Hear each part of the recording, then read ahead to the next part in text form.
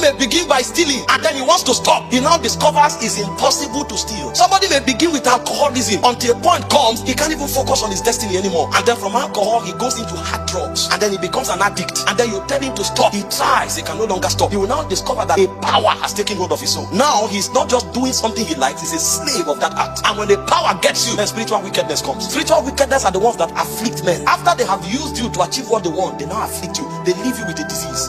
They leave you with destruction. So you discover that that which you began that was full of pleasure, the end of it is death. That's why I said there's a way that seemeth right unto a man. He said the end is destruction. Those are the rulers of darkness. And then you have spiritual wickedness in heavenly places. Oh my God. These ones will make you a waste in your generation. If you escape the third one, the fourth one will afflict you. These are the spirit that controls territories. And so you can have a president who is very smart and inventive, but they put corruption in his soul. You can have a leader who is very smart and inventive, but they put godlessness in him. And although during his reign there was a lot of innovations, but there's no more God in the land. They bring policies that makes it impossible for God to be worshipped, or they sponsor things that makes the next generation forget God. And then you are wondering, when did we decline spiritually? Spirits participated in the civilization. Paul is saying there's a level you grow to that you become part of God's army to exercise his government. If you get to the level where you can fight against those beings, you will need authority. Because when you rise up and say, oh, there must be revival in Australia, if you're not careful, you will lose your job after 2 weeks. And then you are wondering, what happened? I've been the best staff here. What went wrong? Nothing went wrong. You are beginning to contend at the gate. And so they want to distract you. So what they will do is that they will take your job. But for you to not lose your job, in addition to that body, you must have an authority through prophecy to keep your job. And so if they want to sack you, the person that wants to sack you will be sacked.